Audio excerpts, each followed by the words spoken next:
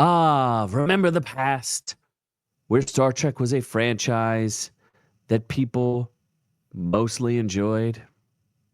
Those times, I'm afraid, are over.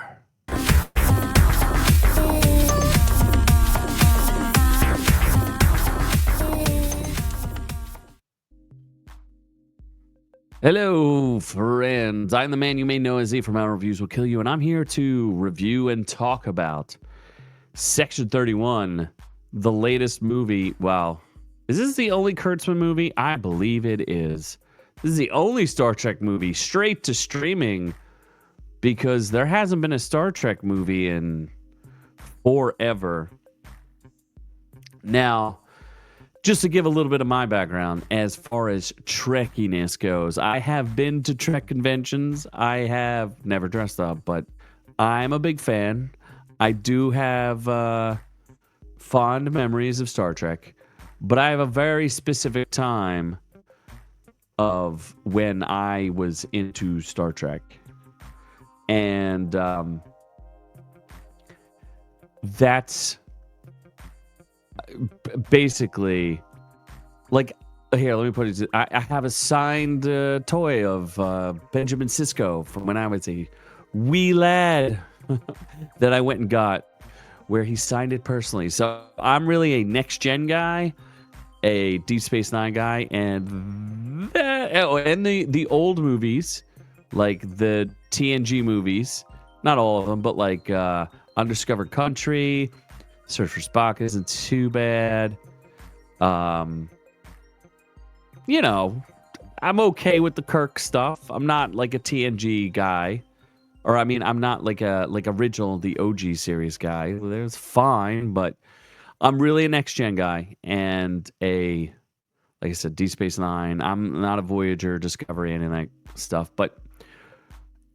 And then you have the J.J. Abrams stuff, which is not great either. So maybe I'm just like very specific Trek person. But Discovery came out. Oh, and I really like Picard Season 3. I hate Picard Season 1 and Picard Season 2. Picard Season 3 that's for me. So here you have like an OG fan in this weird thing. And you put out Section 31. In order to even know what Section 31 is, you had to have watched Discovery, which got canceled because it has no fans. So why would you make a movie about this, right? I don't understand. It doesn't make any sense. But I watched it, and it was bad. It's not even Star Trek at this point. It's like a different science fiction series that occasionally has callbacks to Star Trek. So... let's take a look at the tomato score, and then I'll give you like a brief plot synopsis, because honestly, I'm not even 100% sure I know what the heck I watched. On the tomato meter, 23%, 23% on the critic side. The audience score at 18%. Now, okay. I'll just describe this to you. In Star Trek Section 31, Emperor Philippa Georgiou joins a secret division of Starfleet tasked with protecting the United Federation planets and faces the sins of her past. Okay. Yeah, that's super exciting. I have no idea what's going on here. To be honest with you, it looked like it was directed by amateurs. It was nonsensical, foolish. It didn't look like a movie. It looked like kind of a cheesy TV show. The writer, this Craig Sweeny guy, should be embarrassed for himself. Pretty much everybody should be embarrassed for themselves. But this is under Kurtzman's rules, so I assume... Here's what happened. They were like, oh my gosh... Michelle Yeoh, who won an Oscar, we should totally let her have a movie. Here, let's just check out some of the reviews. Made me cry. This is not Star Trek. I walked out of my living room.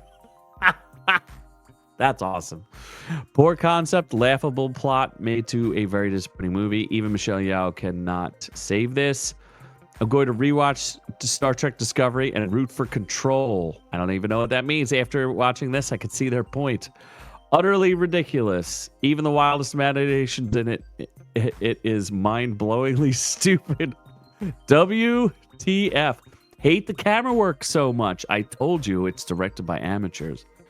A million quick cuts and zooms and pans don't make anything more interesting. Some of the acting is good. Yeah, maybe. Some of the characters don't even exist. It's essentially like a heist movie, but there's no heist because the heist never happens. What did I just see? Yeah, absolutely dreadful. Let's take a look at Variety. Even Variety says that this is awful. Star Trek. Michelle Yeoh stars in a franchise tangent too thinly tethered to the mothership. I didn't know, like, you can't call the people who watch this modern Star Trek Trekkies. I don't even think there's, like, Star Trek, there might be, but there are no people who are getting together for, like, Discovery and dressing as their favorite Discovery character. That's not happening, or even Strange New Worlds. Like, I know people like it, but it's not the same. This is terrible. I don't even know.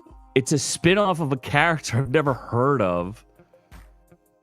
And frequent director of what? Discovery? Oh, he's the Discovery director. This is just terrible.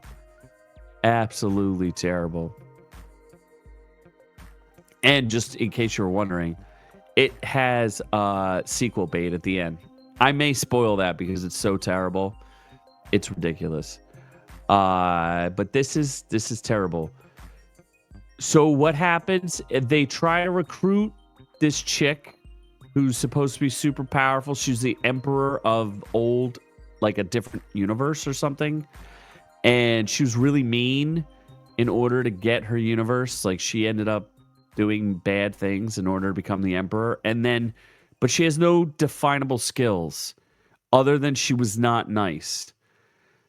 Okay? It's not like she was super cunning or smart or super good with weapons or something like that. Or she literally just is not nice. And that leads her to be the emperor. And because she's the emperor, somehow she made it on Star Trek, and somehow now Section 31 needs her. So she runs this bar now. Super important skill that she has, where she can run this bar. So they recruit her, and she notices that the thing that's supposed to be sold at her bar is something from her old universe, and she doesn't know how it got there, and it's like a world-ending thing. They don't even explain what the thing does. It's just, it has a really dumb name. It's like the World Seed, World something. They make a joke about it for like 5 minutes, and it's not funny. And I don't care. Yeah, it's like a mirror universe, which is something that Star Trek plays around with, but not something you should go like you should do a movie about it. So, yeah, there's like this team of people. You literally get to meet none of the team because they either die before they have any lines. There's really only 3 people in this movie. Like, it doesn't really matter. It's just ridiculous. They don't name you, they don't tell you the name of the thing in this review because it's real stupid. Yes, it's like a it's the God Send, not God's End. God Send. And she's like, it is me. And it's supposed to, if I don't live, then it takes over my enemies. Well, I don't even know. They don't ever tell you what the MacGuffin is. And then you just find out that, like, there's no heist. They can't steal it. Like, it just, all of it fails. And it sucks. And this is not good. And it tries to be very funny.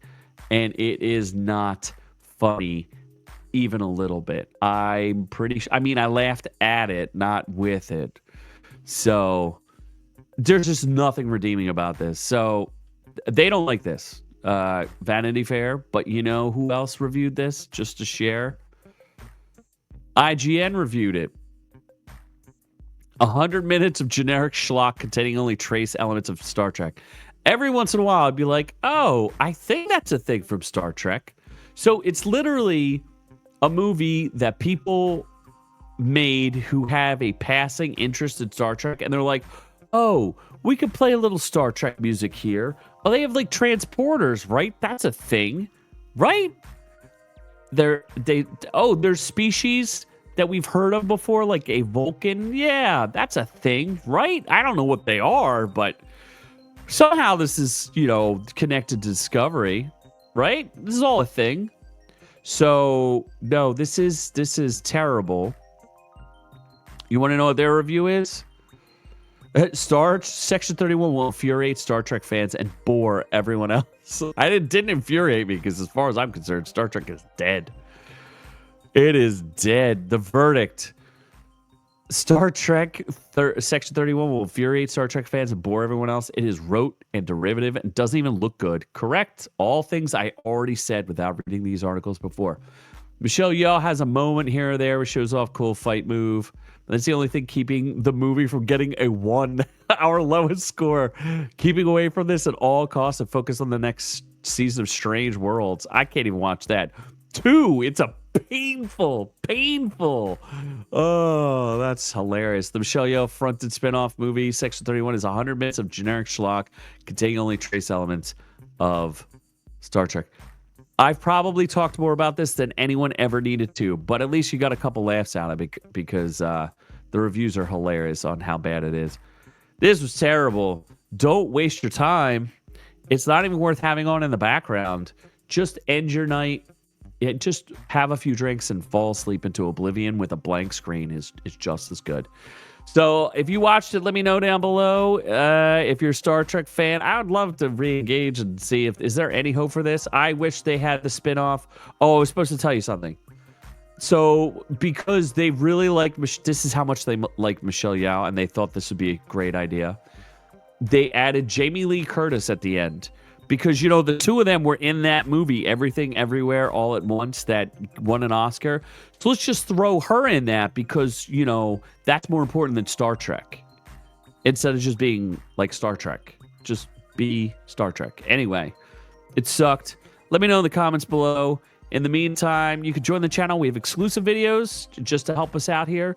We also have a live stream, 7:30 p.m. Eastern Standard Time on the Friday nights. It's a lot of fun. Come join us as we live stream. But I guess I'm on to the next one. Thanks for catching the video. Be sure to join our channel to get the education you deserve. Make sure you check out our shorts, live streams, and catch us on all the socials. Don't forget to like and subscribe.